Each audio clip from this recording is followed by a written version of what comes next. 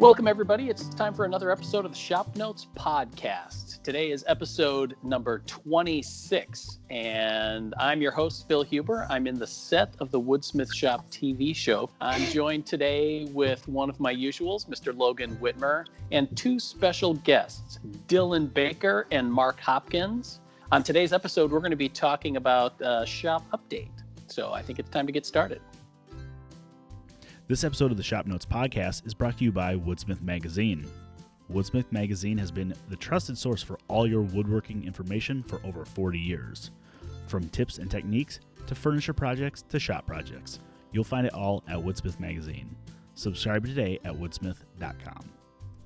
All right, the best part about doing podcasts and coming up with stuff at the very last minute is having a topic. So with Dylan and Marc on the line, I was thinking, since we haven't done a Friday live in way too long, that maybe we would have Dylan and Marc kind of give us an update on what they've been up to, because these two guys have been coming into the office and shop working on projects and designing stuff throughout the quarantine period. So Dylan, Marc, when do you guys want to pick it up?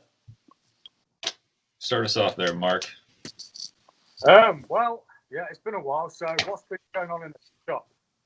So I'm not sure if everyone knows, but we tackled a bit of a crazy project, which was a little wooden boat. I'll say little. It actually was quite a monstrous project. It was 14 foot long, not monstrous in boat standards, but monstrous for our projects, because it was a big deal, and plus we hadn't tackled anything like that before. So it was an interesting one. I was looking forward to building this for quite some time. So it's just a little plywood boat, and it turned out awesome. And we finally got it to test out in a lake in southern Iowa. So yeah, it worked pretty good. It floated well, which was quite a surprise for my wife. Interrogated me every day because she was the first person to progress every day, and every day she goes, "I'm so proud of it, it's not going to float." I'm like, "Come on, you're supposed to be my biggest one supporter. You've got to have faith in me." So went down to this lake and we tested it out, and it worked awesome. And yeah, it was a great project. So, and Marc rowed me around as I fished. It was great. Got to row while Logan fished. Yeah, I don't know what that was all about. But it was a good day out anyway. So took a few photos for the magazine and did a bit of fishing. Yeah, it was good. Well, and you had a beautiful day to do the photos too. Yeah. I really enjoyed the contrast between the two outfits on the boat, Logan versus Marc. Well, that's what my wife said. She's like, "Why are you in like pants and a flannel, and Marc's in like a wide brim hat and a polo and shorts?" I was like, is the difference between the American fishing and the European fishing? It was like right? J. Crew versus Eddie Bauer. Yeah.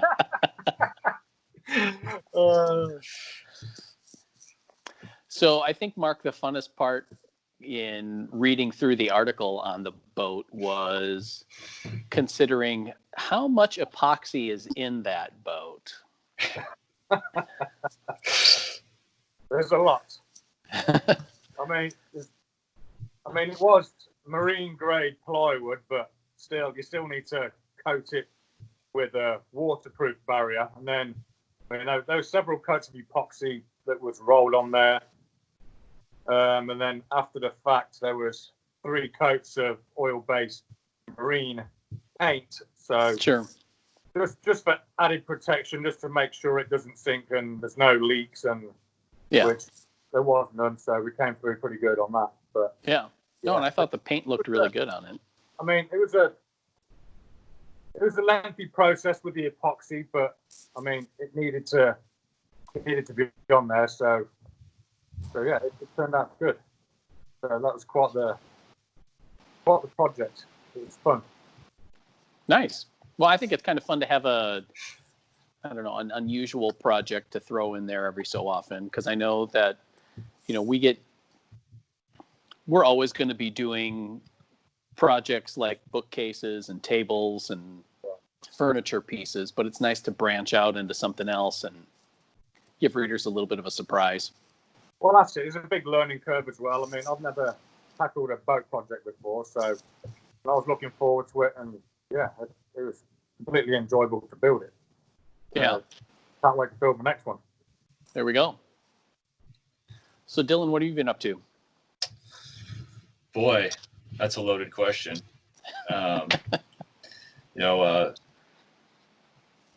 We were having this conversation earlier today, Eric Loggy and I, about we had a procedure meeting coming up for the kitchen cart, and he entered my office and started asking me questions and kind of updating me on where he was with the copy for the article. And I kind of just looked at him blankly as if that project happened a year ago for me. So that was certainly one of them. We had a kitchen cart for that issue that I designed.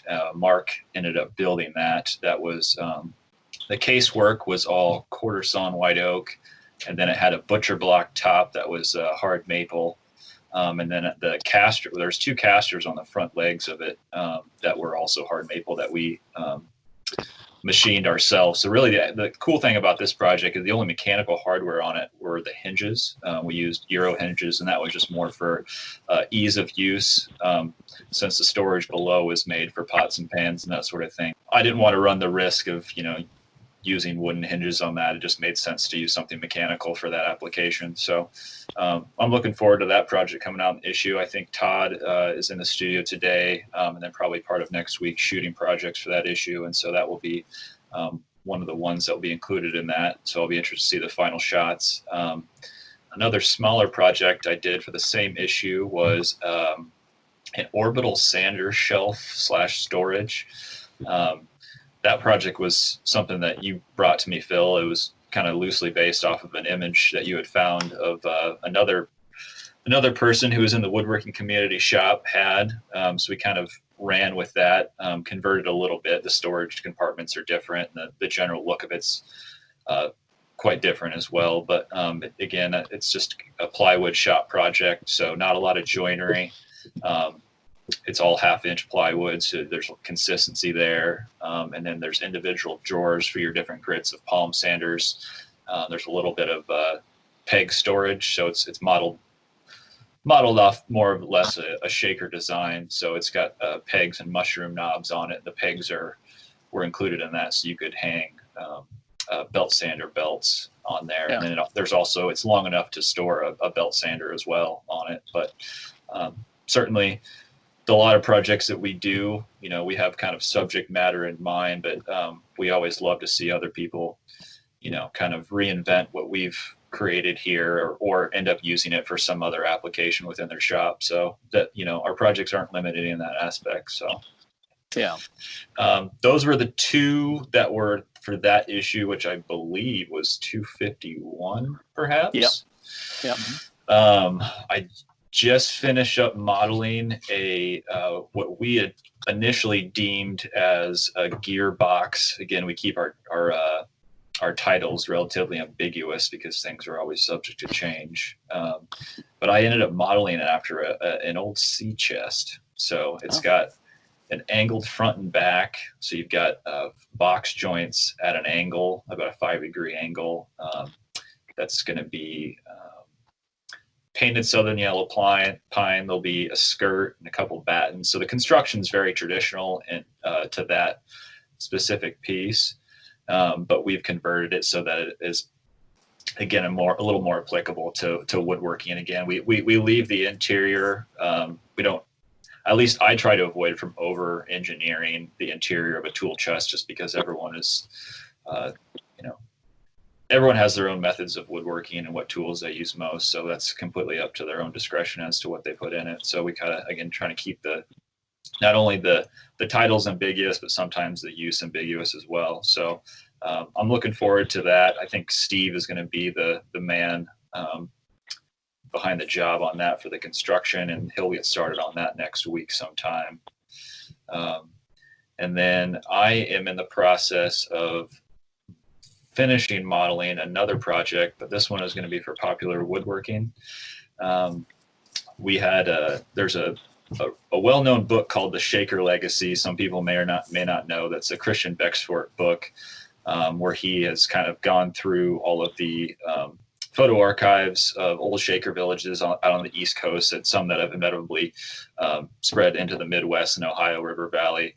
But it's just basically a collection of Shaker images and a little description of what they are, what they are used for, dimensions and that sort of thing. But the interesting thing about this project is it's a day bed, and there really isn't such thing as a Shaker day bed, and it's a very rare form of conversion furniture. So it's something that started off as a bed and then got converted into a sofa.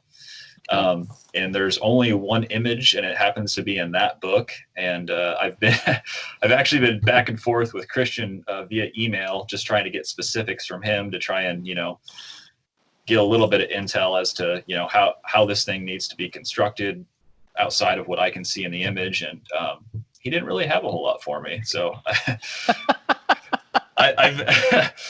it's been rather difficult, but it's a project that's fast approaching, and I'll be doing the editorial for. But we'll start shooting that next Thursday, so I've given myself about 1 week to build the project, which is just grand. Yeah,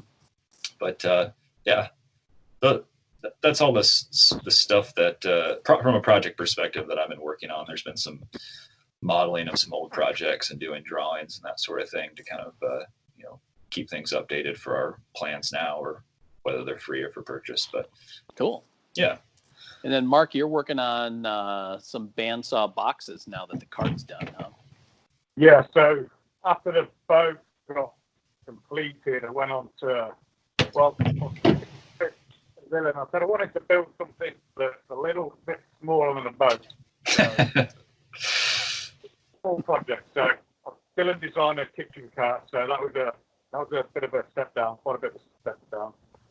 So I built the kitchen cart and didn't previously explain how that was constructed. Then now I'm working on some bandsaw boxes. So I've gone from huge project to now tiny little 6-inch by 3-inch bandsaw boxes, which is quite different, which is going to be quite nice. So we have a couple of lidded boxes, one with a hinge, and then one with a couple of drawers. Oh. So I'm just getting started on those guys. So that's where I'm at with that. So I think they're going to be several different species: walnut, maple, and I think the maple is going to be maple and Baltic birch plywood, sandwich in between them, and then what was the other one? Cherry. No, cherry and Baltic birch. Sorry, yeah, cherry and Baltic birch. Then there's a maple one and a walnut one. So 3 different contrasting words. So it'll be nice. Yeah, Logan, you're the editor on that one, right? Sure am. I'm also supposed to be supplying the air-dried walnut for Mark, and I keep forgetting to bring it in for him. Yeah, I saw he had some glued up this morning, and I was like, oh crap, I forgot to bring in that board for him. So I'm gonna have to get him in that board today or probably tomorrow. So I'll go put it in my truck right after this. Yeah, and hope it doesn't rain tonight. What could go wrong? Well, they've only been threatening rain here for the past few days, and then we don't hardly get anything. And I know, right? So, yeah. And then, Mark, you got kind of a fun lunchtime project that you've been working on. Oh. Yeah. Well, actually, this particular project popped up on my Instagram feed. I thought, well, that's a pretty cool idea. So, as a pool owner, this particular thing was a floating putting green for a swimming pool. As an avid golfer as well. So, what was advertised was quite expensive. I'm like, I'm sure I could make one myself with some regular insulation foam board, and so you can get some outdoor green carpet. So that's what I did. When I got a 6 foot by 6 foot piece of outdoor carpet, foam board, then found the shape in the foam board, and carpet glued this green carpet to the foam board.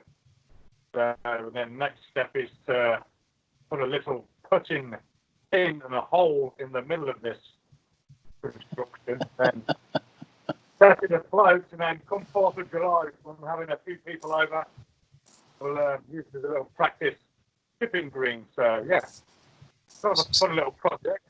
Much woodworking going into it, but either way, it's a fun little lunchtime project that I've been working on. Are the balls? Photos and videos and see how it works. Hopefully this one does float. So yeah, it's fun. I'll keep you updated with the project.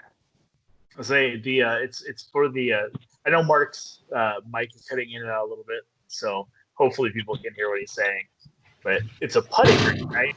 Or it's a putting green that floats in his pool, and he's building it for the 4th of July, that good old traditional English holiday.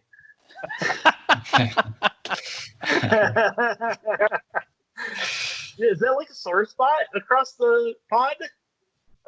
Just asking for a friend. All the pubs reopen again in England on the 4th of July, so everyone's going to be celebrating the 4th of July. Oh, sure.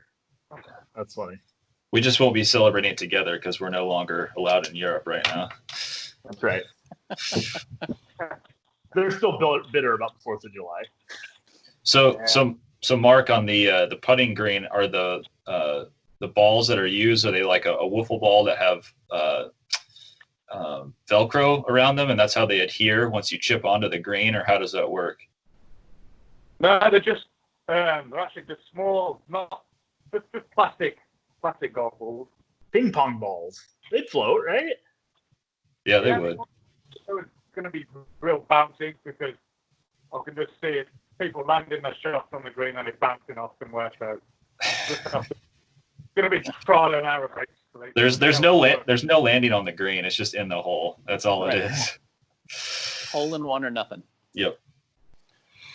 All right, Logan, we heard from Dylan on what he's been working on, and Mark, what do you got? What's your project? So my project, hold on, let me set up again, is I am fighting this flipping bronze like no other. So this issue coming up, we are doing a English miter plane. This guy right here. So we're making one of these guys, right? And this is my prototype out of brass. So I've been still working on the bronze one. Same thing as last week. So I have my bridge piece done. I don't know if you can see that nice little pretty Cupid's bow on there. Cupid's bow on there. Yep. I have the body done. That has a bunch of little dovetails cut on it. And currently, I say currently, for the last like 4 days, I have been working on the mortises for the bridge. I don't know if you see those. It's like a mask. Oh, yeah. And the Cupid's bow bridge will fit inside there and go through those mortises. Kind of like that, if you can see that if you're watching on YouTube. In the brass, when I did this in the brass, it was fairly easy. You drill a hole, okay, where the mortise is. Right. And then I used my coping saw or my fret saw. Sure. So this is my new concept fret saw. And I could basically saw to the corner and then use a tiny little diamond file like this guy to square them up. Okay. It worked beautifully. The bronze is significantly harder. My fret saw blade is right here. It was under my keyboard. It is broken twain. It broke, and I'm out of fret saw blades. So I have switched over, and I am no longer sawing them with the fret saw. Instead, I am sawing them with my coping saw. I can't get the blade back in there right now. There we go. So I am sawing them with the coping saw, with a regular old coping saw blade. And surprisingly, it works pretty freaking well. The bronze is hard, and you have to go slow to cut the shape out. But it goes okay. I did discover it works a lot better. I don't know where that file went. Oh, yeah, right here. Works a lot better if you use a small, so this is like a small saw file, okay? So it'd be like a triangular slim taper file. Sure. But I've modified it. So I took and spent a couple intimate minutes with the bench grinder, and I ground it off so that it would fit right in those mortises. And this seems to work a lot better. I did also try, it's over there. I also tried, because it's bronze, it's hard, it's still a non-ferrous metal, it's fairly soft.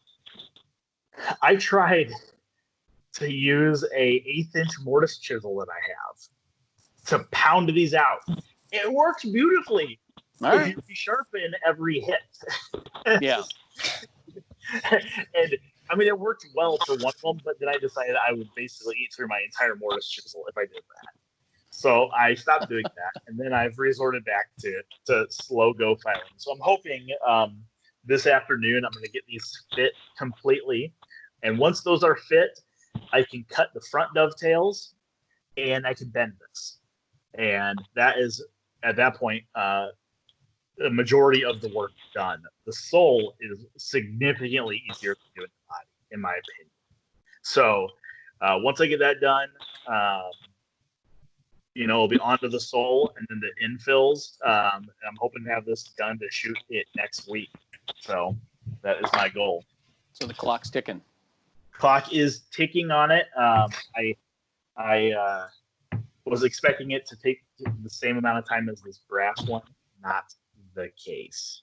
The bronze is beautiful, and I think just my initial workings with it, I think it is going to peen so much easier. This brass was kind of, I don't want to call the brass flaky, but the brass, as we're peening it can crack. I don't know if you've ever ran into that. The brass can crack as you're peening it. The bronze does not. The bronze is much stickier. It's much more ductile.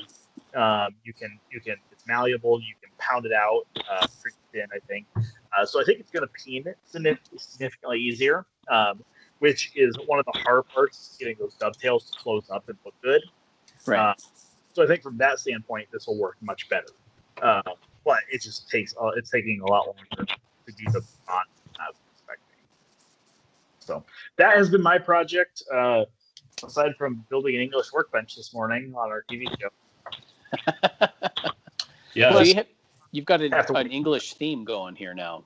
I do. I'm gonna have to start drinking Earl Grey and take lessons from our resident Brit. There you go. You hang up your Margaret Thatcher poster in the background when you're done with that workbench.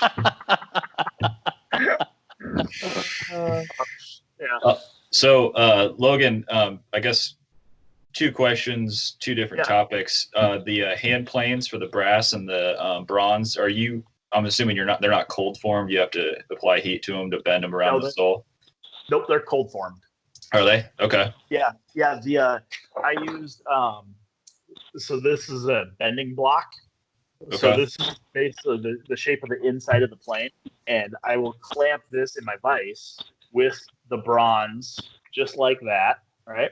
Okay. I can't see you, so I'll just have to take you at your word. Yeah. You can go back and watch on YouTube later. But yeah, I have a bending block that I will clamp this in the vise with, and then I'll bend it around. I did anneal this, so this will bend pretty easily. So it's not terrible. Cool. I guess the only other comment I had was, how did the chop go this morning when you guys were filming? I think I got it all installed, and I turned the handle a couple times, and I yelled, "Holy crap, it works!" It actually went together really well. those Lake Erie Toolworks screws are beautiful. Yeah, I mean, they are. We were all like, caressing them when they first arrived because they're hard maple. They're so silky smooth and polished. They have to be CNC cut, right? I mean, they're Yeah. I know talking to them they are. Yeah, they've but got a rotary attachment for those to turn the threads on the screw. Yep. But yeah, it went together really well. It works fantastic. The in and out motion on it is super, super nice. I think we'll just have to get a oil applied to that bench, or maybe we'll do a video edition on it. So, and then my only other thing I've been doing, I picked up a bunch of trees this last weekend. Not a bunch. I picked up a cherry tree, what I'm going to title the YouTube video, call it clickbait if you want, milling a super rare cherry tree. Now, it's not super rare. We have a lot of cherries in Iowa. It's just that this one is it's like 30 inches in diameter. And we don't get cherry trees that big here in Iowa very regularly because they turn hollow and ants get into them.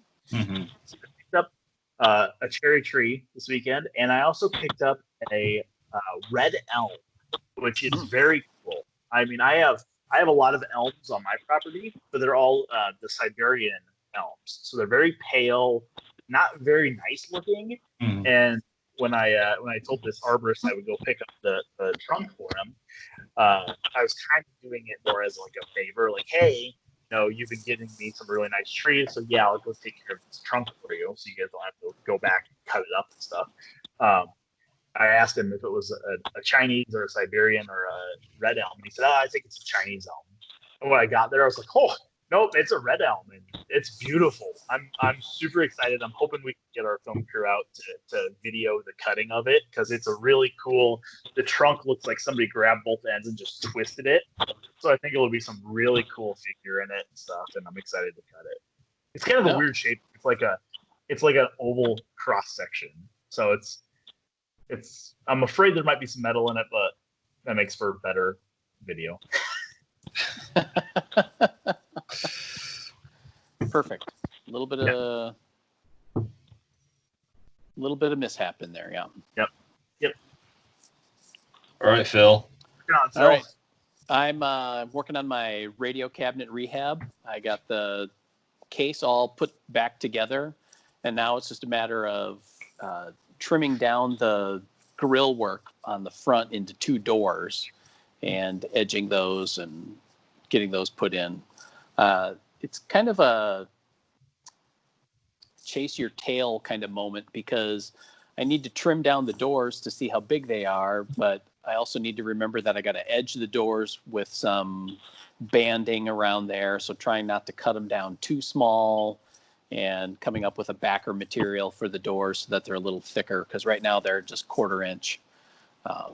And then behind the grill work, I think I want to do some plexiglass panels, but sand them so that it's kind of obscured or frosted looking. Yeah.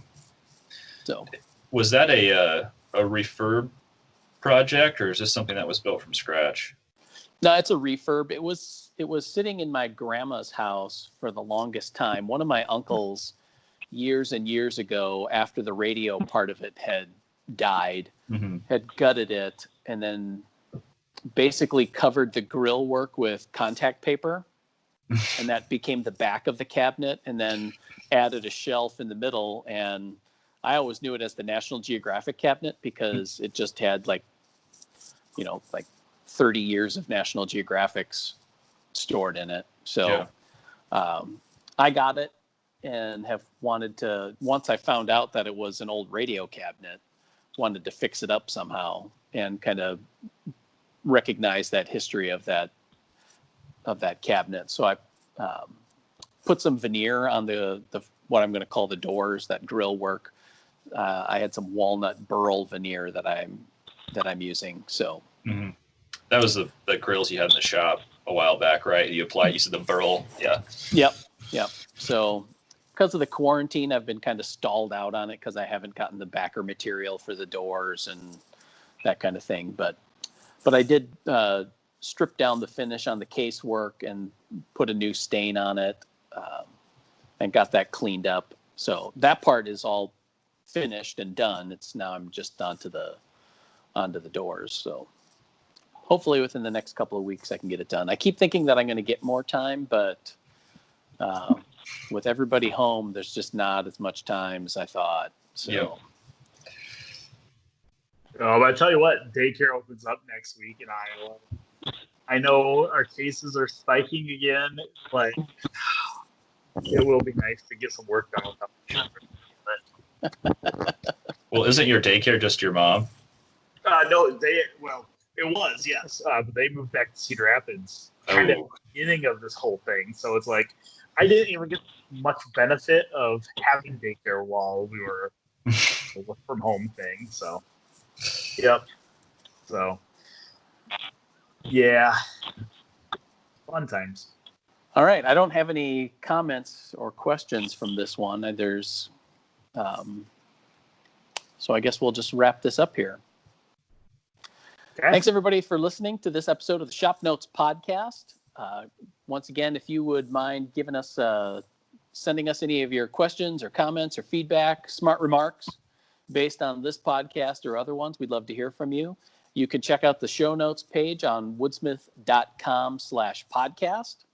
And you can also watch the video of this, or you can see Logan's hand plane and its progress. And on the show notes page, we'll include photos of some of the projects that we were talking about. Also, if you wouldn't mind giving us a review and a rating wherever you're listening to your podcast so that we can get the Shop Notes podcast in front of more woodworkers like you. Thanks again for listening, and we'll see you next time on the Shop Notes podcast. This episode of the Shop Notes podcast is brought to you by Woodsmith Plans. You'll find nearly 1,000 plans covering everything that you want to build, from furniture projects to gift projects, kitchen accessories, workshop projects and jigs, and more. Find your next project at woodsmithplans.com.